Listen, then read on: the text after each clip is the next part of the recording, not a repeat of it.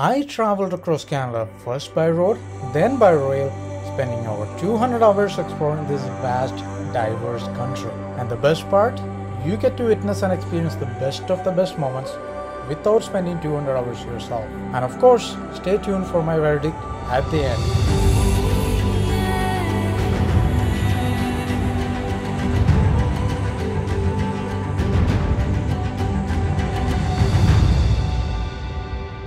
I will be spending next 100 hours on the largest train in North America, traveling from downtown Toronto to Vancouver, British Columbia.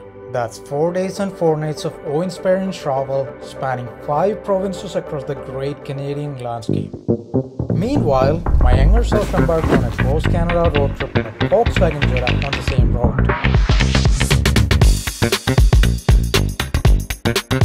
I hop aboard train number 1, the Canadian, at Toronto Union Station. As we roll out of Union Station, we pass the iconic CN Tower.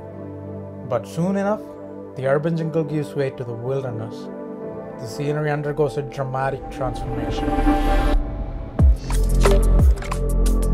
While my road trip begins with a drive past the same iconic CN Tower on the Gardiner Expressway. It's a chilly morning and the rain starts falling.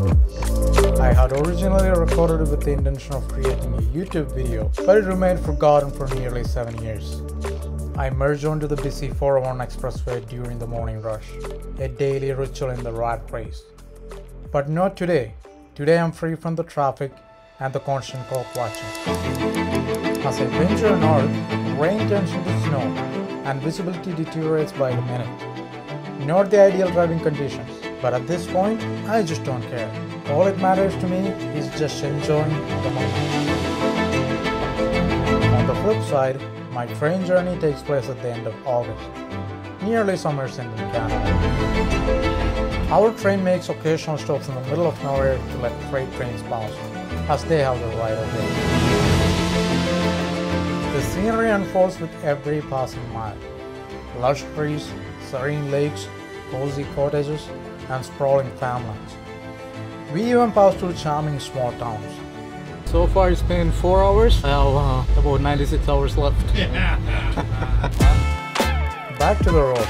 At this point, the experience is strikingly similar to my train journey, except everything is blanketed in snow, thanks to my winter road trip. It's time for breakfast. Being on a tight budget, this pack of bread and Nutella is my breakfast, lunch and dinner for the next couple of days. Since I'm so hungry, it tastes like a gourmet feast. Meanwhile, on the train I opt for a breakfast sundae. Yeah, and I'm pretty hungry too. I didn't have any breakfast this morning, so it's hot and steamy. A delightful change from my bread and Nutella routine. Delicious, not bad.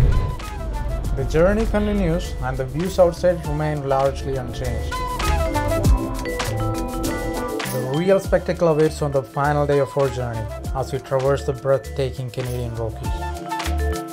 Back on the road, after a quick refuel, I continue my odyssey along Trans-Canada Highway, passing frozen lakes, snow-laden trees, bridges, small towns, so on and so forth.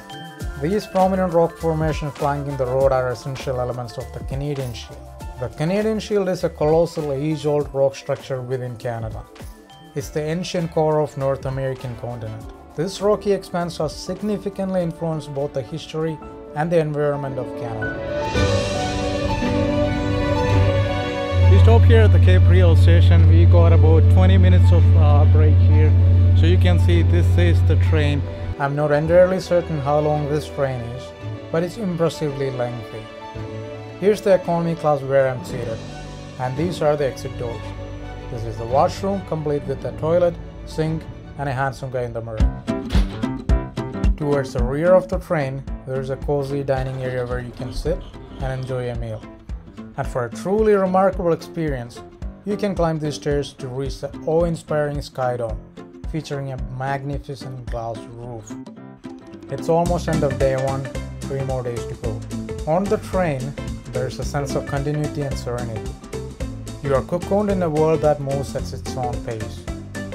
The clickety-clack of the wheels against the rails become a soothing lullaby, and the ever-changing scenery outside window is like a moving canvas.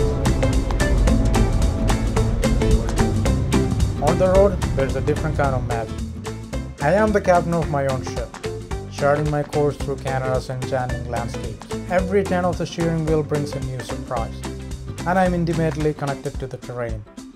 The wind in my hair, the hum of the engine, and the open road ahead me make me feel like an explorer, forging my path through the unknown.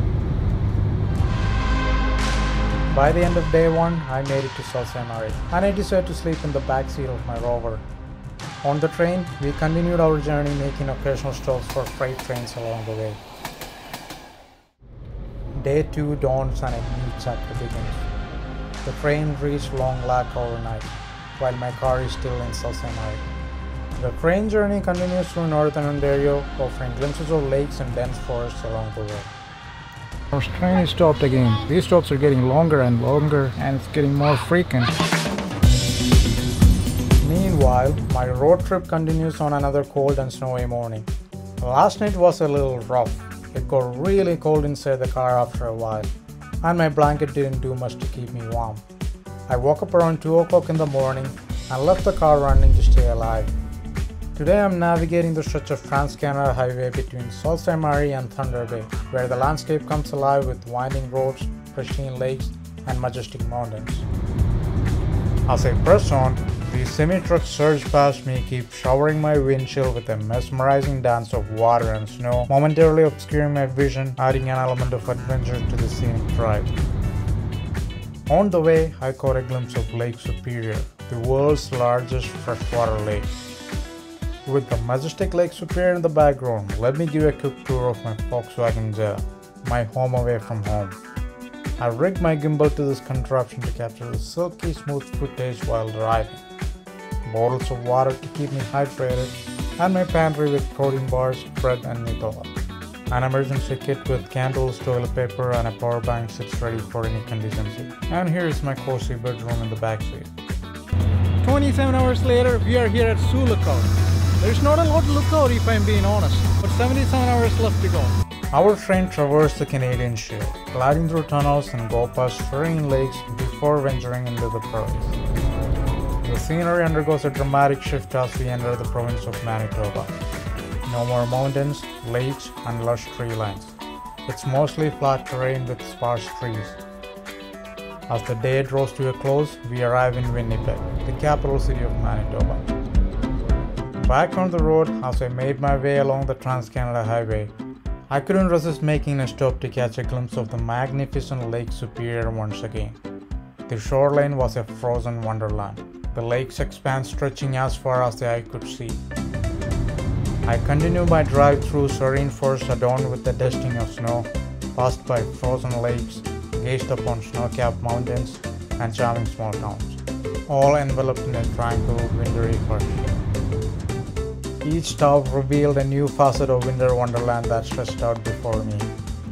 As the second day of my winter road trip was coming to an end, I couldn't help but think about the incredible sights I seen. The sun dipped below the horizon, painting the sky with a warm golden glow.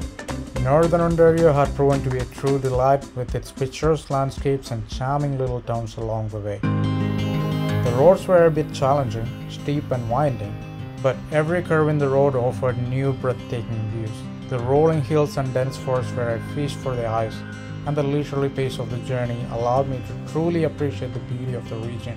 As I arrived in Thunder Bay, I couldn't help but feel a sense of accomplishment and contentment. It was a day well spent, filled with natural wonders and joy of the open road. Day 3 unfolds with halt for freight trains, a recurring theme in this journey. We have traversed Manitoba and entered the province of Saskatchewan. It's day 3, we are in Saskatoon, Saskatchewan. Looking around, it seems like an industrial area. There's not a lot of things around. As for my road trip, I left Thunder Bay, Ontario, and the weather finally seems to be clearing up. The roads are dry and the cloudy skies yielded to a promising sunny day. While the scenery today didn't offer the same level of excitement as the winding roads and stunning vistas of northern Ontario, I pressed on and eventually arrived at the province of Manitoba. Manitoba's landscape, however, presented a stark contrast to the challenging terrain I encountered earlier. The flatness of the land seems to stretch endlessly, and I had to fight off the temptation to doze off as monotony sets in. It was a far cry from the thrilling steep roads of northern Ontario. So I'm gonna skip ahead and go to the next province, Saskatchewan. The landscape here resembled a vast tabletop, flat and expansive. Saskatchewan is often affectionately referred to as the breadbasket of Canada due to its pivotal role as a major agricultural hub. The province is renowned for its endless fields of wheat, barley, canola, and other crops. To inject some excitement back into the journey, I opted for a gravel back road, a path less traveled. Unfortunately, I couldn't resist my desire to explore uncharted territories. Eventually, the gravel road led me back to the Trans-Canada Highway. Back on the train, we continued our journey through the prairies, passing vast expanses of farmlands until we reached the provincial capital of Alberta, Edmonton, as the day 3 comes to a close. Tomorrow promises the most stunning part of the journey. I couldn't contain my excitement. Waking up early, I was treated to a breathtaking spectacle. We are entering the majestic Canadian Rocky Mountains. The sunrise casting its warm glow against the backdrop of the Rockies. The sight was nothing short of magnificent. Sun is painting the sky with vibrant hues, setting the tone for a remarkable day ahead. The serene lakes were framed by the imposing silhouettes of the Rocky Mountains, their ancient weathered peaks forming a breathtaking backdrop. Even the roof of our train, a functional piece of metal, now a shining testament to the early morning rays of the sun. Our train is approaching the charming town of Jasper, nestled in the stunning Rockies.